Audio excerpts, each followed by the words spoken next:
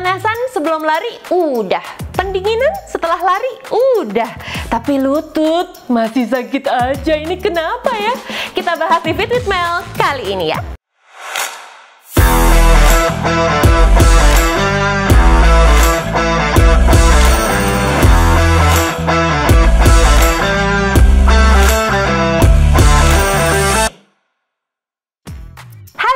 Selamat datang di Fit with Mel sama aku Melanie Putria.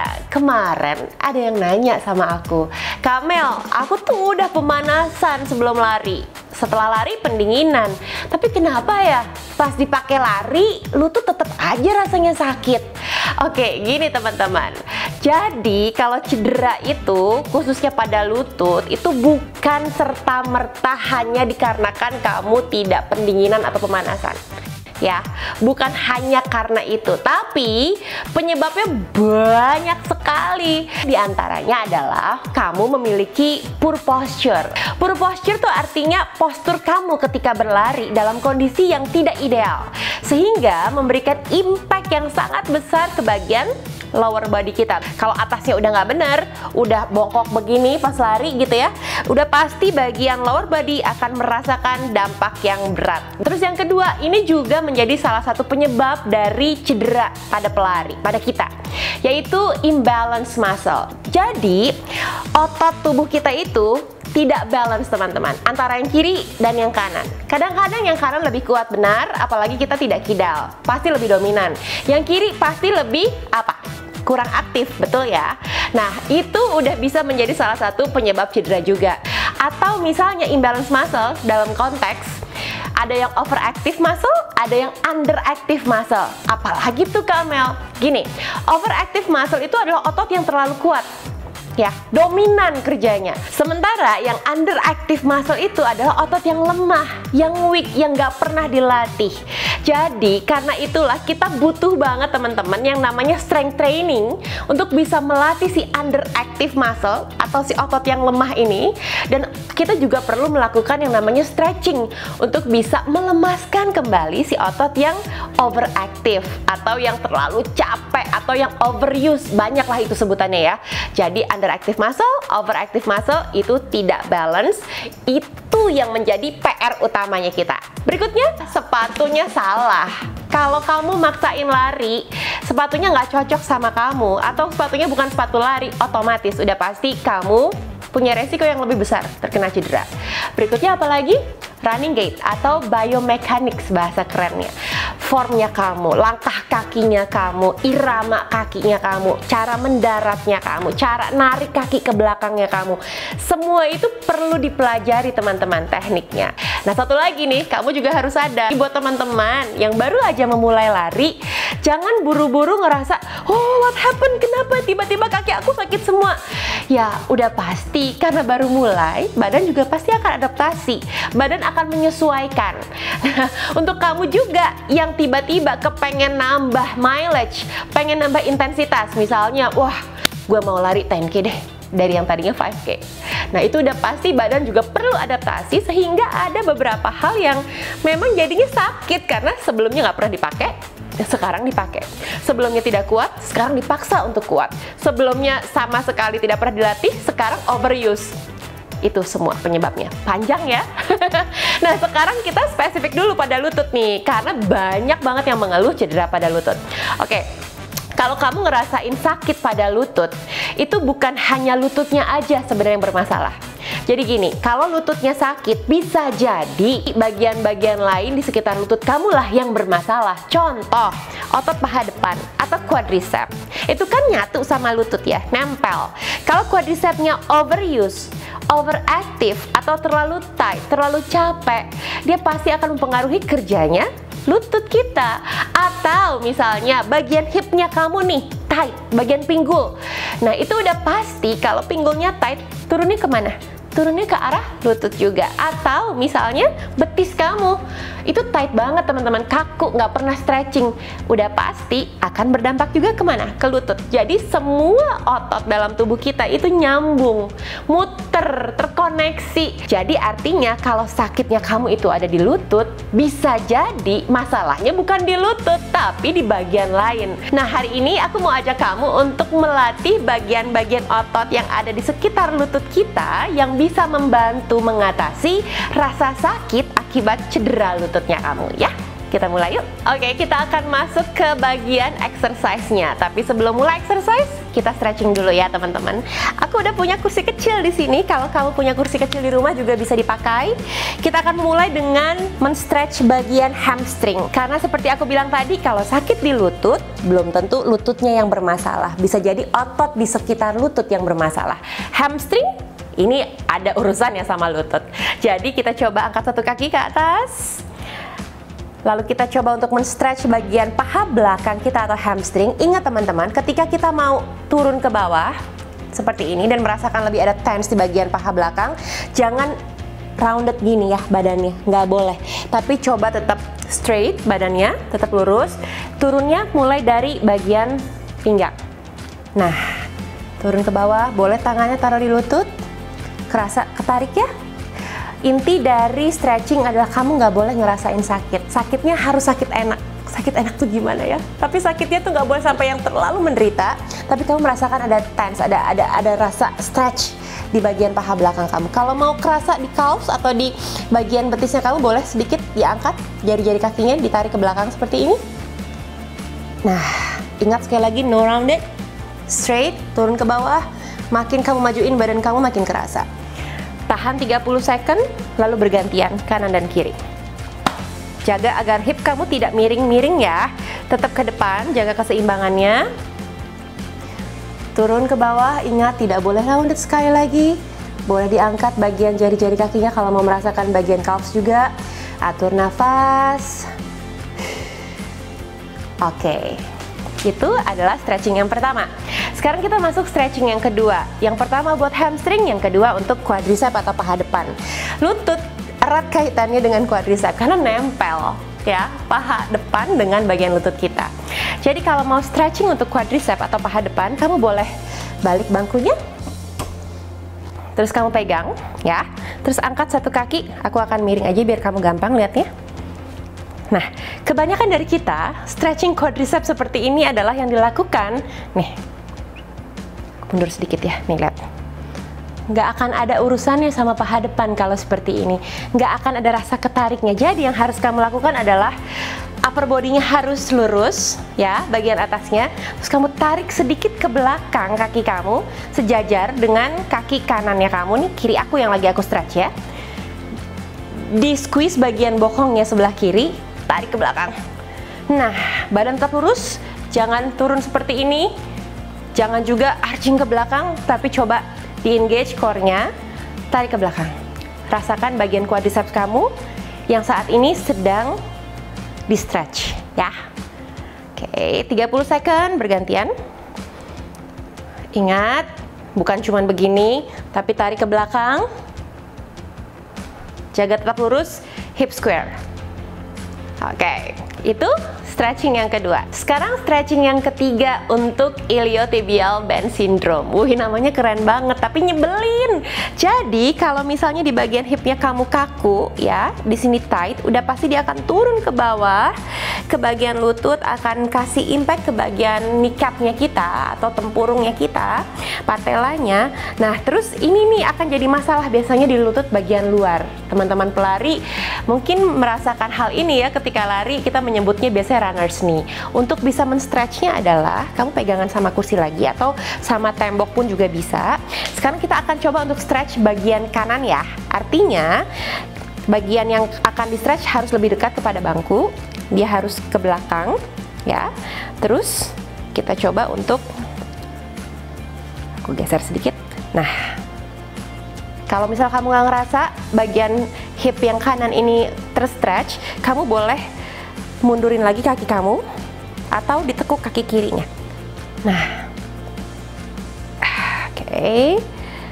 Tapi ingat, jangan sampai kamu jadi lututnya melebihi jari-jari kaki seperti ini ya. Hati-hati saat stretching, kita tidak boleh menambah beban pada bagian kaki yang lain atau otot yang lain. Sekarang ini kita lagi fokus pada bagian hip kita. Sambil atur nafas 30 second. Oke, nanti bergantian kiri dan kanan dengan cara yang sama. Tadi udah stretchingnya, sekarang masuk ke exercise-nya. Kita akan melantai teman-teman. Melantai. Jangan lupa pakai bantal karena aku pengen lehernya kamu nggak terlalu ada tension ya, jadi nggak sakit. Nah sekarang usahakan kita berbaring miring seperti ini. Lalu kakinya dua-duanya ditekuk ya. Lalu tanpa harus merubah posisi hip kamu nih ya, nggak boleh ke belakang, nggak boleh ke depan, jadi dia nggak boleh rolling. Coba untuk lurusin kaki kamu yang akan dilatih. Sekarang kita lagi melatih kakiku yang kiri nih ya. Coba usahakan bagian kaki atau bagian jari-jari kamu coba usahakan bagian jari-jari kaki kamu di flex seperti ini, lalu menghadap ke bawah. Lihat ya, jari-jari aku menghadap ke lantai. Lalu aku naik dan turun, posisinya seperti ini teman-teman. Pelan-pelan. Banyak yang harus diingat ya. Yang diingat adalah hip harus selalu sejajar. Jadi jangan terlalu tinggi ngangkatnya sehingga hipnya kamu jadi goyang-goyang seperti ini. Bukan itu maksud dari latihan kita. Tapi coba untuk selalu sejajar bagian hipnya. Lalu kaki kamu usahakan lurus ya. Jangan ditekuk. Lalu kaki kamu bagian tumitnya itu menghadap ke atas, bagian jari-jari kakinya menghadap ke bawah. Naik, turun pelan. Ingat lehernya nggak boleh kaku ya, harus relax seperti ini. Naik, heelnya menuju ke atas arahnya. Oke. Ini cobain 15 sampai 20 kali. Kalau kamu ngerasa kayaknya nggak ada rasanya deh Kamel, kamu boleh tambahin lagi 20 sampai 25 kali. Tapi aku minta banget teman-teman tidak boleh buru-buru gerakannya ya. Kadang-kadang tuh jadi jadi nggak dapet targetnya. Yang kita lakukan adalah pakai tempo yang pelan, turun perlahan, atur nafas, naik ke atas pelan, turun perlahan. Ingat, banyak yang harus diperhatikan bagian kakinya ya, seperti yang aku sampaikan tadi. Itu yang pertama. Sekarang yang kedua kita akan latihan clamshell namanya. Enak ya tiduran terus seperti ini. Sekarang bagian lututnya dua-duanya menyatu seperti ini, sejajar. Hip juga sejajar, jadi nggak boleh miring begini, nggak boleh ke depan, tidak rolling. Jaga agar posisi kamu selalu lurus. Lalu buka pelan-pelan bagian kaki kamu yang kiri, turun ke bawah. Aku ingin kamu bisa membuka bagian kaki kamu tidak terlalu tinggi seperti ini. Karena ketika kamu mencoba untuk mengangkat terlalu tinggi, kamu akan merubah posisi hipnya kamu, merubah pinggulnya kamu. Jadi usahakan tetap seperti ini. Sedikit saja, hanya beberapa sentimeter pun tidak apa-apa. Sekarang kita masuk gerakan yang ketiga. Posisinya adalah facing up. Oke. Nah, satu kaki ditekuk, satu kaki lurus. Kita akan melatih kaki yang sebelah kanan. Sebenarnya kamu bisa sih dua-duanya lurus, tapi aku lebih menyarankan untuk ditekuk aja supaya tidak ada tense pada bagian lower backnya kamu ya, nggak ada pressure di bagian tulang punggungnya kamu. Sekarang coba untuk di flex kaki sebelah kanannya seperti aku ini, terus diangkat pelan-pelan sampai menuju ke paha sebelah kiri, sejajar. Turun pelan. Ingat sekali lagi, kita nggak main cepet-cepetan ya. Pelan. Usahakan kaki kanan kamu lurus, tidak ditekuk seperti ini. Benar-benar lurus dan jari-jari kaki kamu membentuk flex seperti ini, atau dorsiflexion istilahnya. Sampai sejajar, turun perlahan. Oke, bergantian 15-20 kali. Jangan lupa kaki kirinya juga dilatih. Dan berikutnya adalah gerakan facing down. Aduh, coplok. Gerakan facing down, tengkurap seperti ini. Oke, kamu boleh nggak pakai bantal untuk ini. Terus coba untuk jari-jari kaki kamu, lihat ya, nih, ke arah lantai atau tetap dalam kondisi flex. Lalu angkat satu persatu. Boleh yang kanan dulu. Kita nggak mau ngangkat kaki terlalu tinggi teman-teman, nggak usah dipaksakan karena nanti bagian hip kamu pasti akan goyang-goyang. Yang kita butuhkan adalah hipnya tetap lurus, lalu di bagian kaki kamu atau lutut kamu tetap straight atau lurus, tidak ditekuk sama sekali. Angkat perlahan aja, beberapa senti pun nggak apa-apa kalau kamu merasa terlalu sakit. Pergantian 15-20 kali. Bagian hip tidak boleh goyang. Oke. Nah, buntutnya aku copot. Oke, itu beberapa latihan yang bisa kita lakukan untuk membantu meringankan masalah cedera lututnya kamu, atau membantu menguatkan otot-otot kaki kamu yang ada di sekitar lutut. Kenapa kita perlu melakukan itu? Sekali lagi, sakit pada lutut bukan berarti lututnya saja yang bermasalah, tapi otot kaki yang di bagian dekat lutut juga ikut bermasalah. Bisa jadi lemah, bisa jadi terlalu kuat, ya. Oke, satu lagi sebagai bonus exercise untuk bisa mengatasi cedera pada lutut. Tadi aku udah bilang kalau sakitnya kerasa di lutut, bisa jadi itu karena otot yang ada di sekitar lutut kamu tidak terlatih atau justru terlalu terlatih. Overuse atau underuse. Overactive atau underactive. Inner thigh kita, otot bagian dalam nih, paha bagian dalam itu sering sekali tidak dilatih dan tidak diperhatikan teman-teman. Jadi kita juga perlu menguatkannya, inner thigh. Nah, begini cara latihannya. Boleh pakai bola apa aja. Target dari latihan ini adalah untuk bisa men-squeeze atau menjaga supaya bolanya nggak jatuh teman-teman, ya. Jadi kamu coba untuk mencengkram, coba untuk squeeze the ball, tapi dalam kondisi atau posisi squat seperti ini. Jadi kalau dari samping, nih ya, aku kasih contoh. Pelan-pelan bawa badan kamu seperti mau duduk ke belakang. Boleh sedikit turun bagian upper body-nya, tapi ingat ini tidak boleh ada tension sama sekali. Naik ke atas. Tetap dalam usaha men-squeeze bolanya dengan kedua paha dalam kamu. Turun perlahan. Ingat ya, turunnya nggak gini ya. Tidak boleh lutut melebihi jari-jari kaki, tapi coba usahakan seperti kamu mau duduk ke belakang. Naik lagi ke atas. Terus usaha untuk squeeze the ball. Latih paha dalamnya kamu teman-teman. Ini 10-15 kali. Berasa banget di bagian paha dalamnya. Ini juga penting untuk dilatih supaya area di sekitar lutut kita semuanya terlatih dengan baik dan cederanya kamu bisa segera pulih, ya. Itu tadi beberapa exercise dan juga stretching yang udah aku kasih ke kamu supaya kamu bisa cobain di rumah agar sakit di lututnya kamu nih bisa berkurang atau paling tidak bisa diatasi. Tapi teman-teman, sekali lagi, kalau kamu sudah menemukan ada bengkak di lutut, ada memar, rasa sakitnya luar biasa, tidak berkesudahan, artinya kamu harus segera menemui dokter atau ke fisioterapi supaya kamu bisa langsung ditangani. Latihan dan stretching yang aku berikan tadi adalah ketika kamu merasa sakitnya masih mild, masih bisa diatasi dengan stretching, masih bisa dikuatkan dengan latihan, itu oke untuk dilakukan seperti tadi. Oke, kalau kamu suka banget sama videoku yang ini, dikasih jempolnya, di like, di share juga ke teman-teman kamu. Mudah-mudahan yang ngerasain masalah di lutut bisa segera pulih. Dan tolong di subscribe ya YouTube channel aku supaya aku terus-terusan semangat bikin videonya untuk kamu. And meanwhile, stay fit, stay healthy, and stay in love with Fit with Mel. Bye!